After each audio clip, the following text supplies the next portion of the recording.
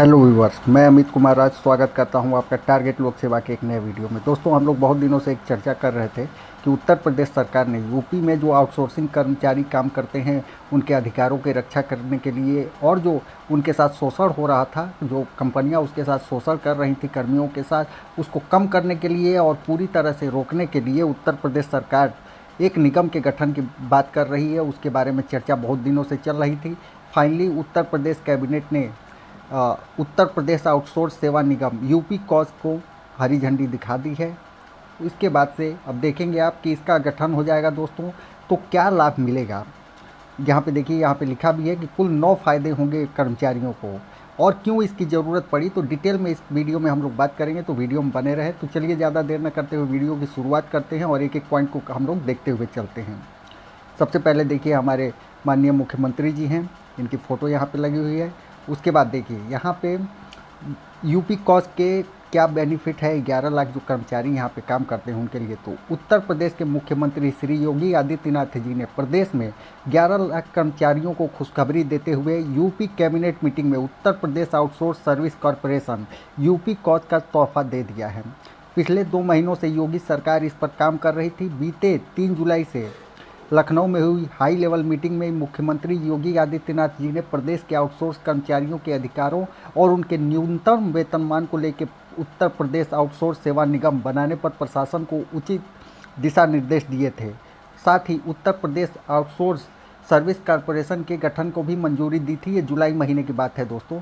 आप यहाँ पे देख सकते हैं, ये वीडियो है जो कैबिनेट मीटिंग आज हुई है उसका ये यहाँ पे वीडियो है। आप इसको चाहें तो प्ले करके भी देख सकते हैं। उसके बाद आप देखिए, उत्तर प्रदेश आउटसोर्स कर्मचारी निगम जो है, तो देखिए आउटसोर्स कर्मचारियों की भर्ती को लेकर उनकी जॉब सिक्योरिटी, उनकी कॉन्ट्रैक्ट भर्ती प्रक्रिया में एससी एसटी और ओबीसी के आरक्षण को सुनिश्चित करना भी यूपी कॉज के दायरे में आएगा। यूपी कॉज के गठन के बाद आउटसोर्स कर्मचारियों को कोई भी अधिकारी शोषण नहीं कर पाएगा। इससे पहले तक आउटसोर्स कर्मचारियों की सुनवाई के लिए कोई भी ऐसा विभाग नहीं था। इस मीटिंग में ही उत्तर प्रदेश आउटसोर्स सर्विस कॉरपोरेशन के गठन के प्रस्ताव को कैबिनेट मीटिंग में रखने की बात तय हुई थी। आज इस प्रस्ताव को फाइनली मंजूरी मिल चुकी है। आगे इस आर्टिकल में हम आगे देखते हैं। तो देखिए यहाँ पे माननीय मुख्यमंत्री श्री योगी आदित्यनाथ जी का ये खुद ऑफिशियल ट्वीट है। आप यहाँ पे देखिए, मुख्यमंत्री श्री योगी आदित्यनाथ जी महाराज ने आज लखनऊ में आयोजित बैठक में आउटसोर्स सेवा निगम की कार्यप्रणाली, संरचना और दायरे पर विस्तृत समीक्षा कर वरिष्ठ अधिकारियों को दिशा निर्देश दिए हैं। उत्तर प्रदेश आउटसोर्स सेवा निगम यूपी कॉज के गठन को मंजूरी प्रदान कर दी गई है। उसी का यहाँ पे फ़ोटो भी लगी है। आप देखिए, ट्विटर का यहाँ पे लिंक लगी हुई है। और क्यों इसकी ज़रूरत पड़ी, जैसे अभी बहुत जो कैंडिडेट होंगे वो नहीं समझ पा रहे होंगे, लेकिन जो पहले से आउटसोर्स कर्मी रहे हैं, जो अभी वर्तमान में काम कर रहे हैं, वो सब लोग इस चीज़ के बारे में बहुत बेहतर तरीके से भली भांति अवगत है इस चीज़ से। तो देखिए, उत्तर प्रदेश के 93 सरकारी विभागों में करीब 11 लाख से अधिक आउटसोर्स कर्मचारी काम करते हैं। बीते 3 जुलाई मीटिंग में सीएम योगी आदित्यनाथ जी ने बताया था कि आउटसोर्सिंग कर्मचारियों से बहुत तरीके की शिकायत मिलती थी। देखिए, पहला यहाँ पे मुद्दा है, किसी को वेतन समय पर नहीं मिल रहा था, वेतन में कटौती की जा रही थी, किसी को ईपीएफ ईएसआई का लाभ नहीं मिल रहा था। आउटसोर्स एजेंसियों की चयन प्रक्रिया भी बिखरी हुई थी।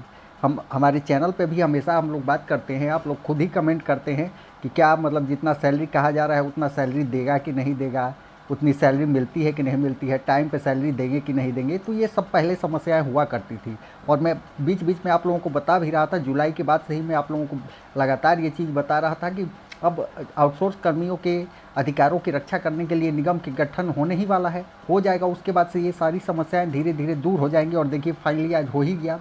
अब इसके बाद से जब पूरा अच्छे तरीके से ये संस्था काम करने लगेगी ना, तो फिर कोई दिक्कत आएगी ही नहीं।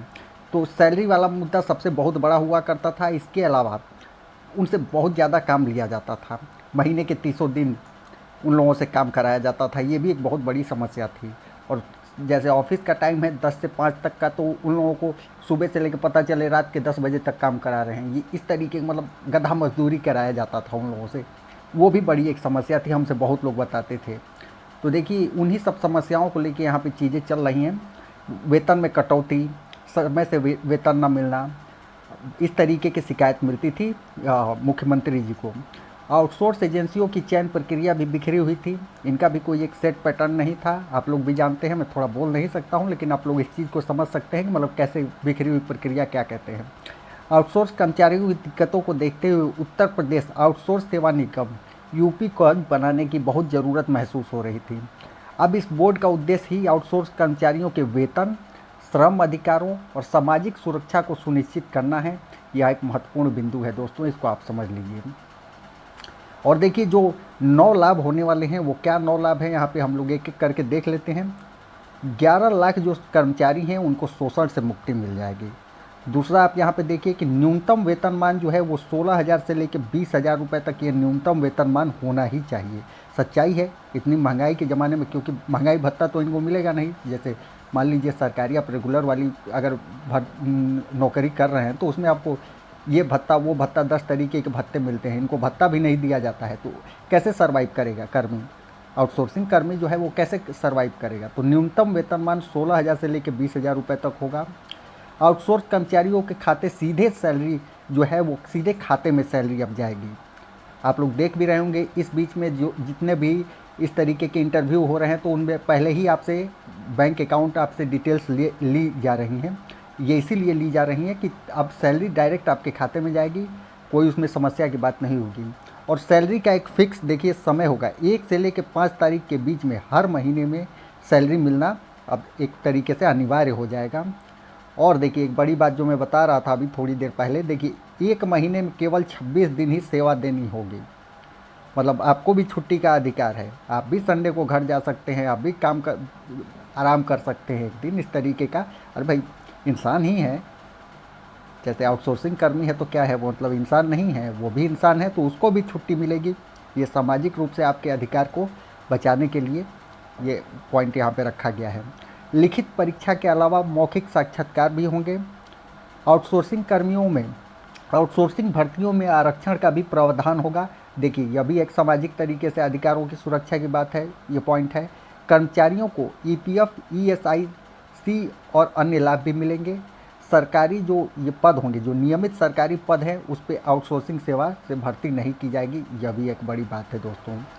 और यहाँ पे देखिए अगर यूपी कॉज की हम बात करें तो इसमें कौन कौन होगा, इसका मतलब संरचना कैसी होगी। तो कंपनी एक्ट के तहत उत्तर प्रदेश आउटसोर्स सेवा निगम, कंपनी एक्ट के तहत उत्तर प्रदेश आउटसोर्स सेवा निगम काम करेगा और एजेंसियों की काम की निगरानी करेगा। नियमों के उल्लंघन पर एजेंसी को ब्लैकलिस्ट, डिबार या पेनाल्टी के तहत सजा मिलेगी। मुख्य सचिव के नेतृत्व में बोर्ड ऑफ डायरेक्टर्स और एक महानिदेशक इस निगम की निगरानी करेंगे। तो मुख्य सचिव साहब जो होंगे वो उनके नेतृत्व में ही इसका गठन होगा।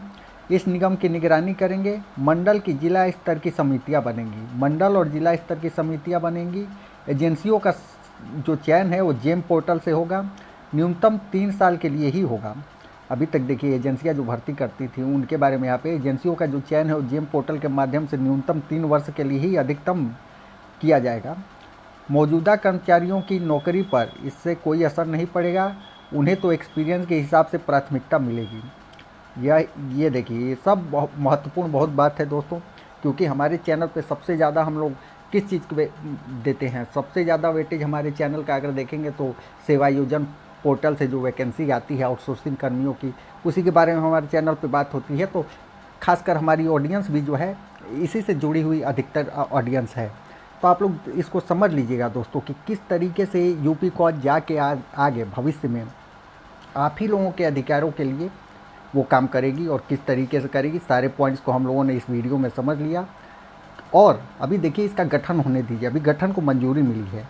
थोड़ा सा कुछ महीने बाद जब ये पूरी तरीके से ये संस्था जब काम करने लगे कि सारी इसकी समितियों का गठन हो जाए, इसकी पूरी संरचना को एक बार हम लोग देख लें, इसकी पूरी कार्यप्रणाली को हम लोग एक बार समझ लेंगे, तो एक बार फिर से इस विषय पे एक और वीडियो में बनाऊंगा। फिर तब देखा जाएगा कि किस तरीके से क्या क्या लाभ, क्या ज़मीनी स्तर पे लाभ हुआ है। क्योंकि कई बार योजनाएं बनती तो हैं, कई बार प्रयास होते तो हैं, कागजी तौर पे होते हैं, लेकिन वो इम्प्लीमेंट नहीं हो पाता है। कितने अच्छे तरीके से उसको क्रियान्वित किया गया है, यही सबसे बड़ी बात होती है। तो देखते हैं अभी ये संस्था किस तरीके से काम करती है।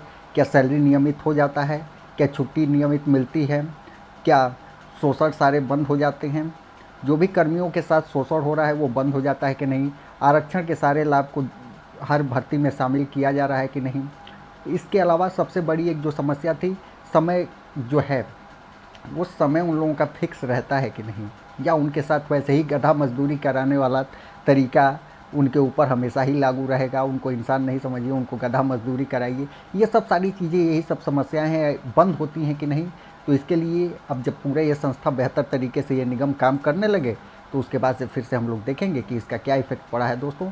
तो अभी के लिए इस वीडियो में बस इतना ही। अगर कोई समस्या आती है या फिर इससे जुड़ा कोई भी अगर बात आपको नहीं समझ में आई हो या फिर कोई दिक्कत आ रही हो, तो आप हमसे कमेंट सेक्शन के माध्यम से पूछ सकते हैं। वैसे तो हमारा व्हाट्सएप का नंबर भी चैनल पे है, आप लेके वहाँ से हमको व्हाट्सएप भी कर सकते हैं। कॉल मत करिएगा दोस्तों, क्योंकि हम भी काम करते हैं, हम भी व्यस्त रहते हैं। तो मैसेज करके आप छोड़ देंगे तो आज नहीं तो कल आपको रिप्लाई मिल ही जाएगा।